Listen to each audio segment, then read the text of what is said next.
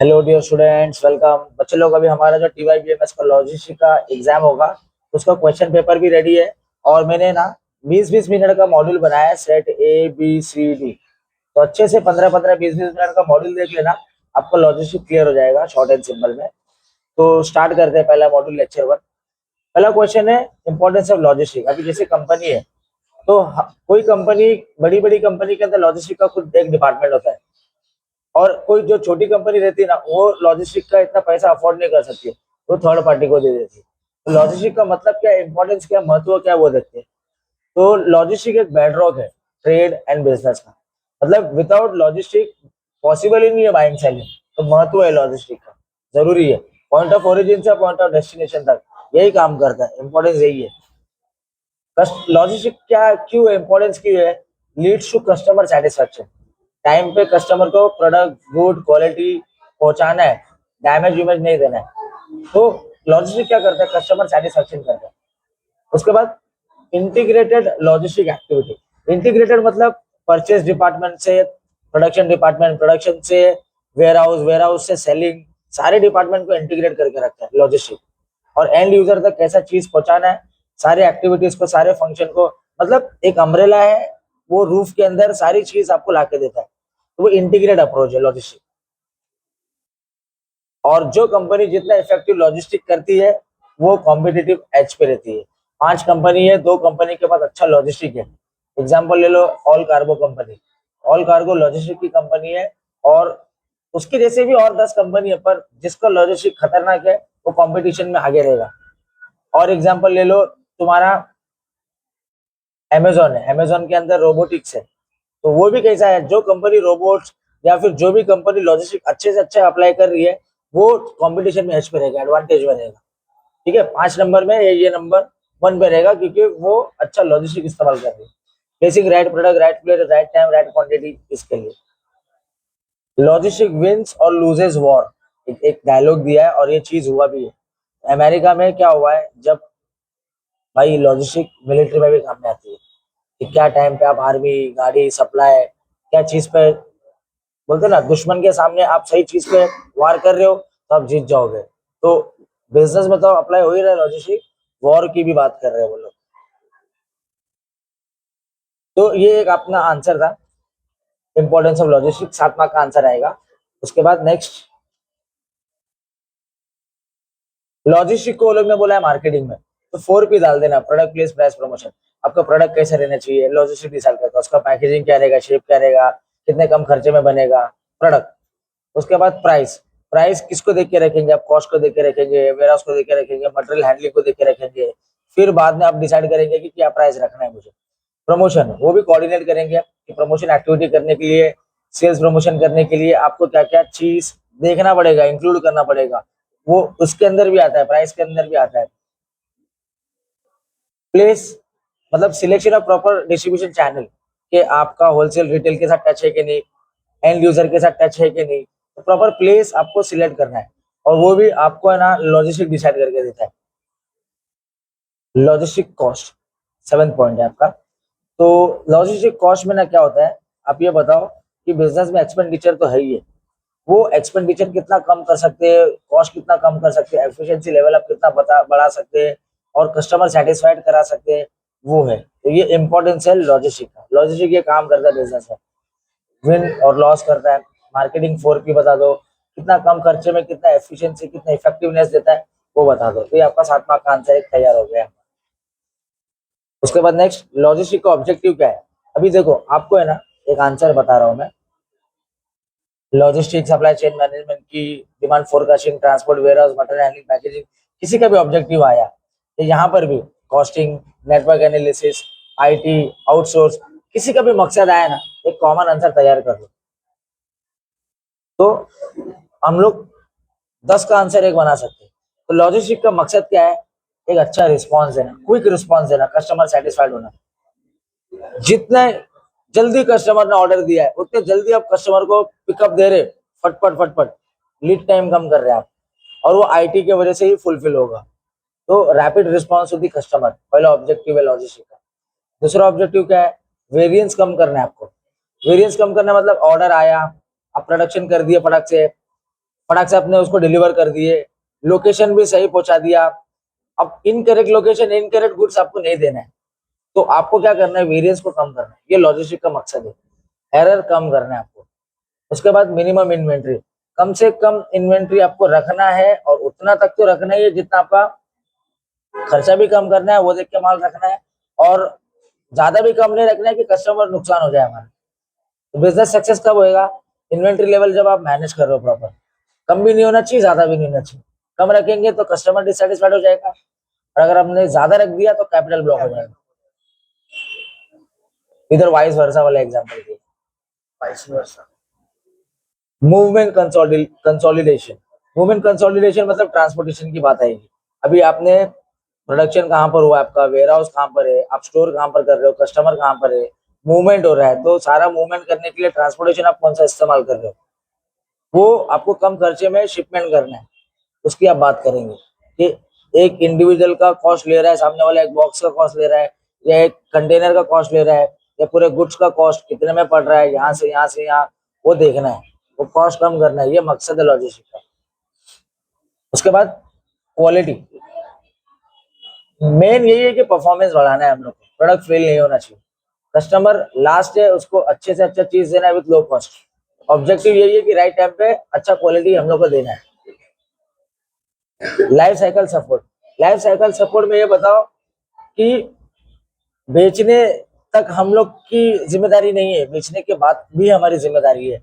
मतलब बिफोर और आफ्टर की बात करो, पहले तो बताएंगे कि प्रोडक्ट भेज दिया हम लोग ने, कस्टमर के पास चले गए प्रोडक्ट, कुछ प्रॉब्लम आई तो वो रिटर्न आएगा। अभी अमेजोन फ्लिपकार्ट अच्छा तो जा रहा है, पब्लिक को मालूम है कि कैसा मंगाते, आधी पब्लिक को मालूम ही नहीं कि रिटर्न कैसा करते। वो भी दोनों प्रॉपर होना चाहिए, ये मकसद है लॉजिस्टिक का। उसके बाद इनबाउंड लॉजिस्टिक, आउटबाउंड लॉजिस्टिक, ये डिस्टिंग्विश में आएगा आपको।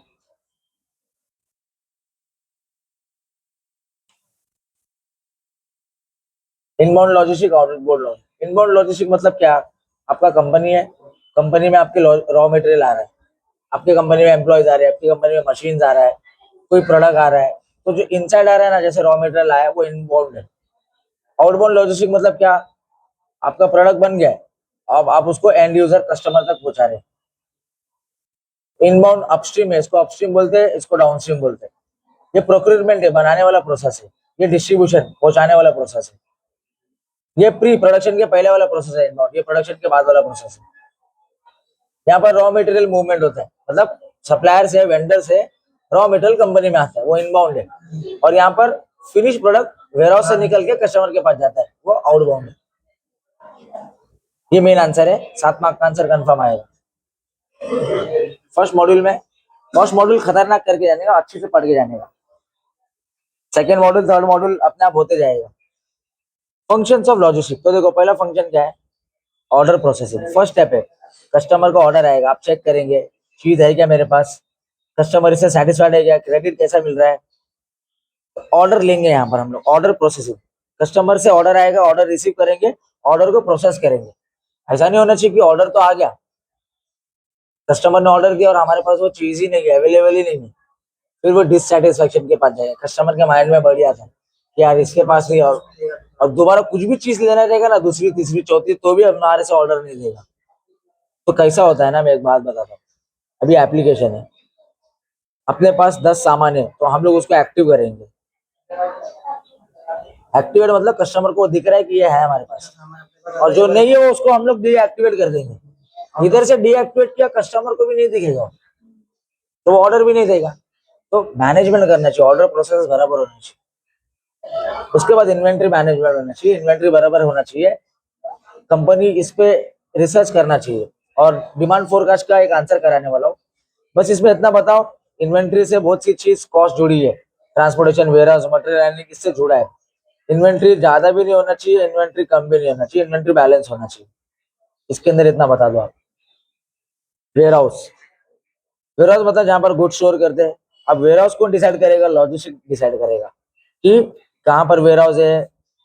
अभी अलग अलग टाइप के वेयरहाउस है, private, public, wanted, cold storage, वो हम लोग आगे जाके डिस्कस करेंगे। बस ये बताओ कि वेयरहाउस जो डिसाइड करेगा वो लॉजिस्टिक कंपनी डिसाइड करती है। और warehouse time utility create करता है। मतलब प्रोडक्शन तो एक ही बार होता है और कंजम्पशन साल का 12 महीना होता है। तो उसको रखेंगे कहाँ पर, वेयर हाउस में। तो उसका लेआउट क्या रहेगा, डिजाइन क्या रहेगा, उसका कॉस्ट क्या रहेगा, वो सब डिजाइन हमारी लॉजिस्टिक करती है। उसके बाद ट्रांसपोर्टेशन, देखो 5 टाइप का ट्रांसपोर्टेशन है, रोडवे, रेलवे, एयरवे, वाटरवे, पाइपवे। उसमें आप बता दोगे कि कम खर्चा कौन दे रहा है, क्या स्पीड है, अच्छी कंसिस्टेंसी, रेगुलर कौन दे रहा है। उसके बाद मटेरियल हैंडलिंग, अब आपका प्रोडक्ट है वो राइट मटेरियल जो अपने राइट कंडीशन पे राइट प्लेस पे कस्टमर को पहुंचाना है। तो मूवमेंट कैसा हो रहा है, मेरा मटेरियल खराब नहीं होना चाहिए, प्रोडक्ट खराब नहीं होना चाहिए। तो मटेरियल हैंडलिंग किससे करूँ, क्रेन से करूँ या फिर लिफ्ट से करूँ या आदमी से करूँ या रोबोट से करूँ, किससे करूँ, वो आपको यहाँ पर देखना है। उसके बाद पैकेजिंग, पैकेजिंग भी मेन है। पैकेजिंग कॉस्ट को देख के करना है। पैकेजिंग जितनी अच्छी रहेगी उतना आपका प्रमोशन भी होगा, इफेक्टिवनेस रहेगा, एफिशिएंसी रहेगा। बेसिकली इजी आंसर है। पैकिंग पे आप पूरा अपील डाल रहे हो, पूरा बेनिफिट डाल रहे हो, पूरा इंफॉर्मेशन डाल रहे हो आप। और पैकिंग अच्छा होना चाहिए। पैकिंग क्यों अच्छा होना चाहिए, क्योंकि हैंडलिंग भी तो होना चाहिए। तुमने बना तो दिया पर हैंडल कर ही नहीं पा रहे, घर लेके जाने में उसको प्रॉब्लम हो रही है, उस पर भी आपको ध्यान देना है। उसके बाद इंफॉर्मेशन सिस्टम, तो कस्टमर है और कंपनी है, जैसे कंपनी है और ये कस्टमर है। तो कस्टमर का पूरा डेटा है अमेजोन, तो वो इन्फॉर्मेशन के इस्तेमाल कैसा करेंगे। एक कस्टमर रेगुलर खरीद रहा है, एक कस्टमर हफ्ते में खरीद रहा है, एक महीने में खरीद रहा है, एक 3 महीने में खरीद रहा है, एक साल में खरीद रहा है। तो उसको वैसा प्रोडक्ट दिखाते, उसको वैसा डिस्काउंट देते, क्योंकि उसका पूरा डेटा है ना। तो बर्थडे है, एनिवर्सरी है, सब मालूम है भाई वो पूरा। और अपन अपन क्या जो सर्च सर्च भी करते हैं ना, जो स्क्रॉल करते हैं ना, को रील फटफट फटफट हटाया ना तो दोबारा आप लोग को दिखेगा नहीं। को रील जाके टच करके देखे ना पुण्य और पूरा देखे ना, तो उसकी जैसा 10 रील दिखा दे। तो मैनेजमेंट मतलब लॉजिस्टिक क्या कर रहा है, कस्टमर के डेटा के हिसाब से कस्टमर को सारी चीज दे रहा है। और लास्ट है customer service. Customer service main है इसका। जितना कस्टमर सेटिस्फाइड रहेगा उतना right quantity, right product, right time पे। कॉमन एग्जांपल बना के डाल दो, मेन आंसर है, आने वाला आंसर। नेक्स्ट 7 पिलर में भी वही आंसर डाल दो आप, खाली एक पॉइंट नया बढ़ गया है। तो कॉमन कॉमन क्या है, इन्फॉर्मेशन डाल दिए, ट्रांसपोर्ट डाल दिए, इन्वेंट्री वाला डाल दिए, warehouse, material, material handling, packaging, वो डाल दिए। खाली एक पॉइंट बता देता हूँ, नेटवर्क डिजाइन। अभी नेटवर्क डिजाइन मतलब आपका plant, warehouse, distribution centre कहाँ पर रहेगा। अभी जैसे ये पूरा महाराष्ट्र है, ये महाराष्ट्र के 4 समझो अलग अलग जगह है। तो आपने ना नेटवर्क डिजाइन यहाँ पर बनाया, आपका प्लेस यहाँ पर है जहाँ से आप बेच रहे हो, खरीद रहे हो, ला रहे हो। क्यों यहाँ पर रखा, ताकि चारों जगह आपको एक्सेसिबल है। सॉरी, समझे क्या। तो नेटवर्क डिजाइन जोग्राफिकल के हिसाब से बनाना, वो लॉजिस्टिक बना के देता है। सिंपल। तो ये आंसर हो गया हमारा, 7 पिलर आया, 7 पैरामीटर आया, वही कॉमन आंसर है, उठा के डाल देंगे। खाली ये पहला वाला पॉइंट डालना है, नेटवर्क डिजाइन, ये भी इंपॉर्टेंट है। आएगा ही आएगा ये आंसर, ये शॉर्ट नोट में आएगा। देखो बच्चे लोग, पेपर बना के रखा है, पेपर अपलोड भी कर दूंगा, क्या क्या इंपॉर्टेंट है यहाँ पर देखो। ये शॉर्ट नोट है, शॉर्ट नोट में ग्रीन लॉजिस्टिक डाला है मैंने, तो आएगा आपको। और एक और रिक्वेस्ट है कि जो सब्सक्राइब नहीं किया भाई वो सब्सक्राइब कर दो, हाँ प्लीज। चलो ये ग्रीन लॉजिस्टिक है, और ग्रीन लॉजिस्टिक आएगा अपना शॉर्ट नोट में। अभी देखो सारी कंपनी क्या कर रही है, बना रही है, चीज बना के बेच रही है, पर एनवायरमेंट पे ध्यान नहीं दे रही है। तो अपने को इधर क्या बोलना है, एनवायरमेंट पे ध्यान दो। क्या एनवायरमेंट को air pollution, deforestation, air quality, land खराब नहीं करना है। तो ग्रीन लॉजिस्टिक का मतलब क्या है, आप ऐसा अटेम्प्ट कर रहे हो, ऐसा काम कर रहे हो कि इकोलॉजिकल एनवायरमेंट प्रोटेक्ट हो रहा है। प्रोडक्शन से लेके एंड यूजर तक सारी काम करो, पर एनवायरमेंट के साथ करो। एफिशिएंसी होना चाहिए, एनवायरमेंट एफिशिएंसी होना चाहिए, उसको बोलेंगे ग्रीन एनवायरमेंट। शॉर्ट नोट में आएगा, इससे बड़ा आंसर तो नहीं आएगा ये। चलो नेक्स्ट। पहले मॉड्यूल में इतने पढ़ना बच्चे लोग, ज्यादा नहीं पढ़ना। सेकेंड मॉड्यूल में सप्लाई चेन मैनेजमेंट है। एक एक कंपनी का सप्लाई चेन मैनेजमेंट बताया लोग ने, Coca Cola, Colgate, 7, Zara, Amazon, supply chain management बताया। अच्छा ऑब्जेक्टिव आया, मैंने बोला कॉमन ऑब्जेक्टिव पढ़ो और डाल दो। सबका मकसद यही है, ट्रांसपोर्टेशन कॉस्ट कम करना है, लीड टाइम कम करना है, वेरिएंस कम करना है, टाइम पे डिलीवरी देना है। कॉमन आंसर है ये, आंसर वन साइड पढ़ के जाना है। खाली एक बार आगे से लिखेंगे, एक बार घुमा के लिखेंगे, 2 बार आएगा तो, समझे। हाँ, फंक्शन करते पार्टिसिपेंट करते। दोबारा मतलब कैसे करोगे? अभी एक बार आया वेयर हाउस का ऑब्जेक्टिव क्या है वही आंसर डालेगा। एक बार आया ट्रांसपोर्टेशन का क्या है या मटेरियल हैंडलिंग का मकसद क्या है, आंसर वही डालना है। खाली ट्रांसपोर्ट लिखा है तो ट्रांसपोर्ट ट्रांसपोर्ट ट्रांसपोर्ट डाल के एड वन डालेगा बस। और आंसर में भी ट्रांसपोर्ट डालेगा। मटेरियल हैंडलिंग आया तो वही हेड पॉइंट डालेगा, खाली अंदर मटेरियल हैंडलिंग घुसा घुसा के मटेरियल हैंडलिंग मटेरियल हैंडलिंग। मकसद यही है, खर्चा कम। चलो सप्लाई चेन मैनेजमेंट का फंक्शन और पार्टिसिपेंट देखते हैं। What is supply chain management? सबसे पहले तो देखो परचेस मेन फंक्शन है कि रॉ मटेरियल आप कहाँ से लेके आ रहे हो, कौन से मैन्युफैक्चरर से लेके आ रहे हो, कौन सा सप्लायर है जो आपको रॉ मटेरियल दे रहा है, और अच्छा भी होना चाहिए और डिले नहीं करना चाहिए। क्योंकि हम लोग ब्रेड बना रहे हैं ब्रिटानिया का जो डेली मार्केट में लग रहा है, अपने को आया ही नहीं कच्चा माल रॉ मटेरियल, तो बनाएंगे क्या और देंगे क्या। उसके बाद ऑपरेशन, ऑपरेशन की टीम क्या देखती है कि जो भी रॉ मटेरियल आया है, जो भी इन्वेंट्री है मेरे पास, उसको कम खर्चे में आउटपुट कैसा दूं, मैं रेडी कैसा करके रखूं to meet the customer demand, वो ऑपरेशन की टीम करती है। उसके बाद लॉजिस्टिक का काम आता है, अलग अलग जगह से कोऑर्डिनेट करना, shipment delivery outside the city पहुंचाना, एंड पॉइंट तक डिलीवरी देना विदाउट एनी ग्लिचेस, ये इसका काम है लॉजिस्टिक। उसके बाद रिसोर्सेज है हमारे पास, हमारे पास पैसा है, मशीन है, लेबर है, मटेरियल है, ये सब रिसोर्सेज है गैदर करना है। इधर भी लॉजिस्टिक का इंपॉर्टेंट रोल है, ये फंक्शन है। इन्फॉर्मेशन फ्लो भी बराबर होना चाहिए, इसके ऊपर एक आंसर दूंगा मैं तुमको। बुलविप इफेक्ट क्या है, तो प्रॉपर इन्फॉर्मेशन फ्लो होना चाहिए। और सप्लाई चेन मैनेजमेंट एक सॉफ्टवेयर है कंपनी का, वो सॉफ्टवेयर के हिसाब से पूरा वर्क होता है।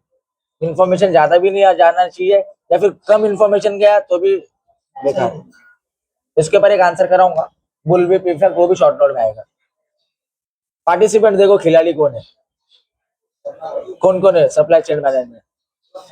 एक रॉ मटेरियल जो देता है वो है, एक मैन्युफैक्चरर जो बनाता है वो है, एक जो डिस्ट्रीब्यूट करता है और एक कस्टमर है। समझे? इसको एक बार रीड कर लेना। सप्लाई चेन मैनेजमेंट का फंक्शन रोल क्या है, दोनों का गैप कम करता है।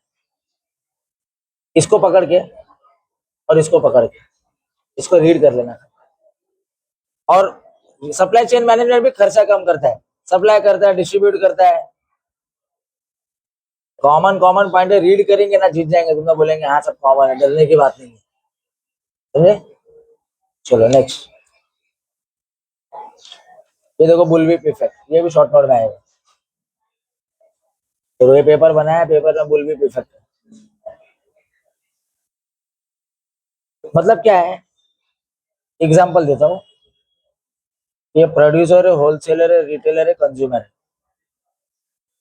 अभी कल दिवाली आने वाली है, ईद आने वाली है, बड़ा क्रिसमस, बड़ा फेस्टिवल आने वाला है। तो सब जाएंगे और बोलेंगे भाई 5 किलो तेल चाहिए रिटेलर को। तो यार ये रिटेलर के पास एक कस्टमर थोड़ी है, 100 कस्टमर रहेंगे। तो ये बोलेगा एक ने 5 किलो लिया तो 100 ने इतना लेंगे। तो ये ऑर्डर इसको इस हिसाब से देगा कि भाई 1000 लीटर तेल चाहिए मेरे को। अभी होलसेलर क्या बोलेगा, एक कस्टमर थोड़ी है मेरे पास, एक रिटेलर थोड़ी है मेरे पास, तो 10 रिटेलर। तो ये जाएगा बोलेगा भाई 10,000 दे लीटर। तो ये प्रोड्यूसर क्या बोलेगा, भाई एक होलसेलर थोड़ी, 4 होलसेलर है मेरे पास, तो भाई मेरे को 50,000 बनाना है। मतलब इन्फॉर्मेशन देखो क्या आया है। और बुलविप में क्या होता है मालूम है क्या, तुमने ना सप्लाई चेन मैनेजमेंट नहीं देखे, तुमने कोऑर्डिनेशन नहीं की है, उधर कुछ तो भी इंसिडेंट हुआ, कुछ तो भी वेरिएंस हुआ, कुछ तो भी एरर हुआ है। ये बाद में आया बोला भाई 5 किलो नहीं चाहिए, 2 किलो चाहिए। पूरा चेन डिस्टर्ब हो गया, पूरा इन्फॉर्मेशन गलत फ्लो हुआ है। अब इसने तो प्रोडक्शन पूरा चालू कर दिया ना, ना तुमने डिमांड पड़े, ना तुमने सप्लाई चेन मैनेजमेंट देखे, ना इन्फॉर्मेशन बराबर फ्लो हुआ, स्मूथनेस तो है ही नहीं। तो पूरा चेंजेस हो गया है। तो कम्युनिकेशन नहीं हो रहा है, कोऑर्डिनेशन नहीं है, डिमांड को नहीं देखे, रिटर्न वाली पॉलिसी तुमने बताया नहीं कि भाई बाद में ऑर्डर दे दिया रिटर्न नहीं करूंगा, लेना ही है, कुछ बात ही नहीं की है तुमने, पूरा नुकसान कंपनी का हो रहा है। इन्फॉर्मेशन फ्लो पूरा गलत हो गया है। तो ये शॉर्ट नोट में आएगा, बना के लिख देना, बुलविप इफेक्ट। उसके बाद नेक्स्ट देखो, कस्टमर सर्विस का मकसद क्या है, वो ये पूरा डाल देना। कस्टमर सेटिस्फाइड करना है, सेल्स बढ़ाना है, कस्टमर को रिटेन करना है, लॉयल्टी देते रहना है। मेरे को लॉयल्टी देंगे तभी तो रिटेन देंगे, लॉयल्टी पॉइंट्स नहीं देंगे, लॉयल्टी सेटिस्फेक्शन नहीं देंगे तो रिटेन कैसे होएगा? रिटेन नहीं होगा मतलब प्रॉफिट भी नहीं होगा, और कस्टमर रिटेन नहीं है मतलब किसी को रेफर भी नहीं करेगा। हाँ ये मेन है। ये आंसर देख लो, एलिमेंट ऑफ कस्टमर सर्विस, ये एक 7 मार्क का आंसर है। तो ट्रांजैक्शन के पहले, ट्रांजैक्शन के ड्यूरिंग में और ट्रांजैक्शन के बाद में। ट्रांजैक्शन में पहले हम कस्टमर को सर्विस पूरी पॉलिसी बताएंगे, क्या सिस्टम फ्लेक्सिबिलिटी है वो बताएंगे, कि बिजनेस एनवायरनमेंट के हिसाब से, कस्टमर के हिसाब से क्या बिजनेस की पॉलिसी है वो बताएंगे। ऑर्गेनाइजेशन स्ट्रक्चर, मतलब जब कस्टमर खरीदने आता है मर्सिडीज कार तो बताएगा ना सब, हाँ कंपनी कौन है, क्या है, कैसी है, कहाँ से ओरिजिन हुई, सारी चीज। फिर ट्रांजैक्शन के टाइम, ये प्रोडक्ट है, इसका ऐसा स्टेटस है, इतने टाइम में मिलेगा, ये सुटेबल प्रोडक्ट है। और बाद में आपको आफ्टर सेल सर्विस ऐसे देंगे, ग्रीवेंस ऐसे हैंडल करेंगे। तो ये एलिमेंट है, 3 एलिमेंट है, प्री, ड्यूरिंग, पोस्ट। ये गफलत में आता है आंसर, इजी है, लॉजिस्टिक का फेवरेट आंसर है 7 आर। तो राइट प्रोडक्ट देना है कस्टमर को, राइट क्वांटिटी में देना है, राइट कंडीशन पे देना है, राइट प्लेस पे देना है, राइट टाइम पे देना है, राइट कस्टमर को देना है। ये फेवरेट आंसर है लॉजिस्टिक का 7 मार्क का। ये भी छोटा है, ऐसा लगता है छोटा है, नहीं आएगा पर आता है, समझे? डिमांड फोरकास्टिंग, इसका ऑब्जेक्टिव देख लो पहले। फोरकास्टिंग मतलब फ्यूचर प्रिडिक्शन करना है आपको, कि कल डिमांड कितना हो सकता है, कल कितना सेल होएगा अगले, जैसे अभी अक्टूबर का महीना है ना, सितंबर अक्टूबर के बाद नवंबर आएगा, कंपनी है ना सब नवंबर दिसंबर का, कभी कोई कोई पहला तो कंपनी 15 दिन का टारगेट लेती है, फिर महीने का टारगेट, फिर क्वार्टर का टारगेट, फिर 6 महीने का टारगेट, फिर 1 साल का टारगेट लेती है, कितना सेल होने वाला है, क्या है, कितना जाने वाला है, फोरकास्ट करके रखते हैं कि कितना बिकने वाला है। तो डिमांड फोरकास्ट कर रहे हैं, फ्यूचर प्रोडिक्शन कर रहे हैं, उसका मकसद क्या है? तो सेल्स की प्लानिंग कर पाए, प्रोडक्शन की प्लानिंग कर पाए, कितना लाना है, कितना रॉ मटेरियल परचेस कर रहा है हम लोग को, क्या प्रॉपर्टी फ्रेम बनाना है, प्लान्स पॉलिसी फ्रेम करना है, कि सेल्स वाले ने इतना बेचा तो उसको इतना पैसा देंगे, सब बनाना पड़ेगा अपने को। Make sound plans, demand forecasting क्या करना है, रिलेवेंट होना चाहिए, रिलायबल होना चाहिए। ऐसे ही नहीं कि आपने हवा में बना दिया, मतलब पास्ट इवेंट को देख के और प्रेजेंट इवेंट को देख के हम लोग को फ्यूचर को प्रेडिक्ट करना है। खर्चा कम करना है, वेयरहाउस का खर्चा कम करना है, ओवरऑल परफॉर्मेंस ट्रैक करेंगे, कंट्रोल करेंगे, और लेबर मैनेजमेंट करना है। इसके अंदर एक सम्स है बच्चे लोग, जिसको सम चाहिए पहले तो सब्सक्राइब कर दो तुम लोग, और उसके बाद जिसको सम चाहिए वो ये नंबर पे मैसेज कर दो, आपको सम्स मिल जाएगा। मैसेज कर देना लॉजिस्टिक ईओक्यू का सम है, और लेक्चर ये 1 है, ठीक है? तो लेक्चर 1 2 3 4 एक एक मॉड्यूल 20-20 मिनट में खत्म किए बच्चे लोग। तो अच्छे से देख लेना, अच्छे से पढ़ लेना, और ऑब्जेक्टिव्स का भी पेपर अपलोड कर दिया है, तो वो भी देख लेना, कुछ डाउट है तो कनेक्ट कर लेना आप लोग, ठीक है? चलो, thank you so much, all the best.